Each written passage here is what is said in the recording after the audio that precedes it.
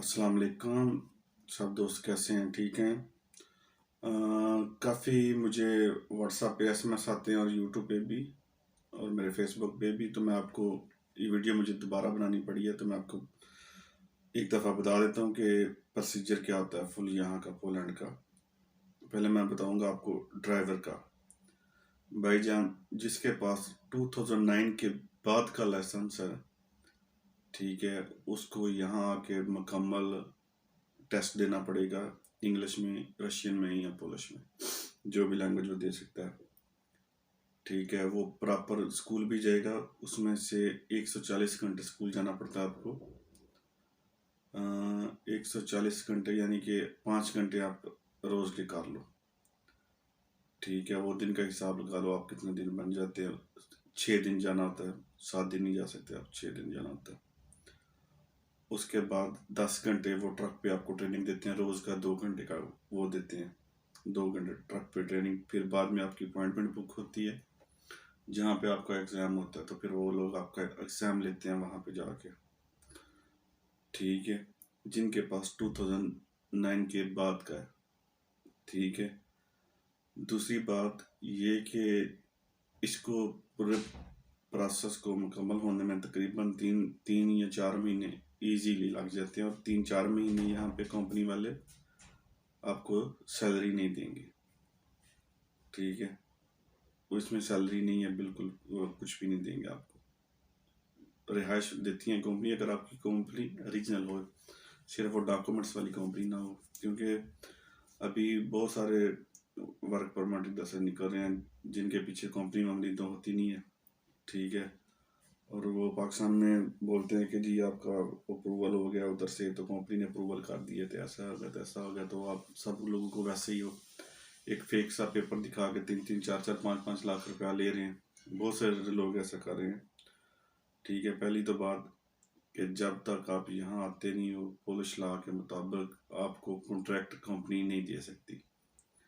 जो आपको वो कॉन्ट्रैक्ट उधर भेजते हैं वर्क परमिट के साथ, वो एक सैंपल होता है। ठीक है, उस पर आप कुछ भी क्लेम नहीं कर सकते। जो रियल एक्चुअल होता है कॉन्ट्रैक्ट, वो यहाँ आके साइन होता है। ठीक है, ये सब बातें उनके लिए हैं जिनकी कंपनी जेन्युइन है। ठीक है, तो जिनकी कंपनी जेन्युइन नहीं है वो तो भाईजान कुछ भी नहीं है। पहले तो वीज़ा लगते ही नहीं उधर से, पाकिस्तान से। ठीक है, अगर 100 में से किसी 2-3 का लग भी जाए तो यहाँ आके वो बस ऐसे आगे पीछे ही घूमते हैं। ठीक है, कई लोग मुझे दिन में पूछते हैं, तो भाईजान बात यही है। ठीक है, आपके एजेंट से के बोलने से यहाँ का लॉ तो चेंज नहीं ना हो सकता, यहाँ का कानून तो नहीं ना चेंज हो जाएगा। अगर आपका एजेंट बोलेगा कि रात को आपको लाइसेंस मिल जाएगा, तो रात को तो नहीं मिलेगा ना। मुकम्मल जो प्रोसीजर है वो तो आपको फॉलो करना पड़ेगा ना। वो भी तब फॉलो करोगे जब आपका सब कुछ जेन्युइन होगा। ठीक है, तो ये सारी चीज़ें ज़हन में रखें। वो जो लोग आपको पाकिस्तान में बोलते हैं ना कि ये हो गया वो हो गया, तो अब मैं ये कर दूंगा, एम्बेसी में मेरा बंदा है तो उधर है, तो उधर है। भाईजान कुछ भी नहीं है। पहले तो यहाँ कंपनियाँ 2-3 कंपनियाँ हैं जिन्होंने बंदे डायरेक्ट बुलाए हैं पाकिस्तान से। ठीक है, तो अभी का नहीं मुझे पता वो बुला रहे हैं कि नहीं बुला रहे। मैं खुद भी डायरेक्ट आया हूँ। ठीक है, और मैं 3-4 महीने, बल्कि मेरे 6 महीने लग गए हैं सब कुछ डॉक्यूमेंटेशन रेडी करने में। तो ये एजेंटों की बातों में ना हो कि आपको, आपके पास कोई भी लाइसेंस है, आप मुझे दो तो मैं ये कर दूंगा, तो मैं वो कर दूंगा। कंपनी ने आपका अप्रूवल कर दिया। कंपनी भाईजान किसी का कोई भी अप्रूवल नहीं करती। ठीक है, यहाँ के आप गूगल पे सर्च कर लो जाके, पोलैंड का जो सिस्टम है। ठीक है, जब तक बंदा यहाँ नहीं पहुँच जाता उसको कॉन्ट्रैक्ट नहीं दे सकते पोलिश लॉ के मुताबिक। ठीक है, तो वो वैसे ही आप लोगों को पता नहीं कहाँ से प्रिंट करके पेपर दिखा देते हैं कि भाईजान आपका कंपनी ने अप्रूवल कर दिया, तो आप दे दो, तो पैसा दे दो, तो मैं ये कर दूंगा, तो वो मैं कर दूंगा। दूसरी बात ये कि अगर आप किसी को 5 या 10 लाख रुपया देते हो आज के दिन, वो आपको 1 साल का या 8 महीने का टाइम देता है, तो 8 महीने बाद वो आपका जब पैसा भी वापस होगा तो 8 लाख की जो करेंसी की वैल्यू है वो तो 3-4 लाख पीछे बचेगी। ठीक है, तो आप लोग पैसा मत ज़ाया करें। अगर आपको कोई बोलता भी है कि मैं ये कर दूंगा, मैं वो कर दूंगा, तो उसको कंपनी का ज़रूर पूछें। उसको बोलें कि कंपनी दिखाओ मुझे कौन सी कंपनी है, फिर उस कंपनी का चेक करें।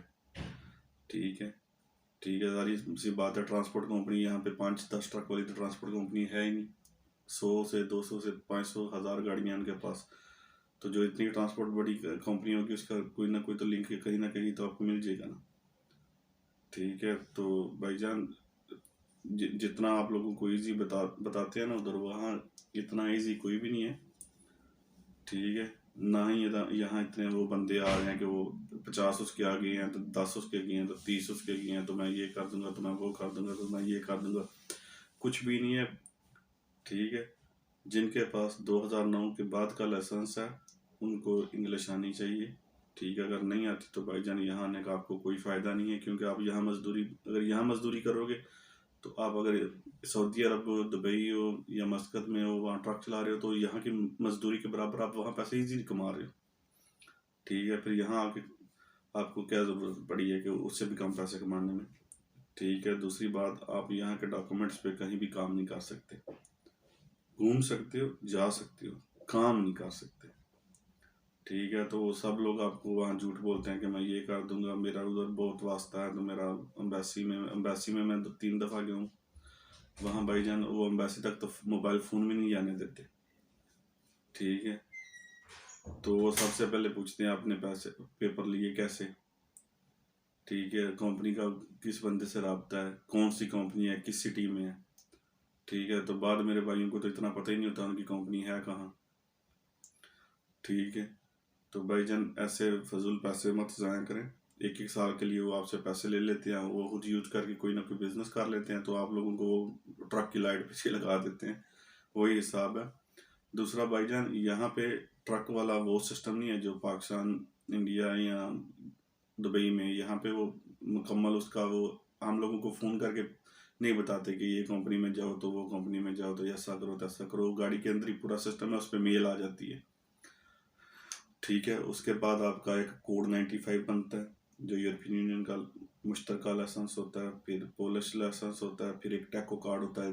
वो आपने दुबई में या ओमान में या सऊदीया में गाड़ियाँ देखी होंगी जिसके ऊपर वो एक रेडियो सा लगा होता है।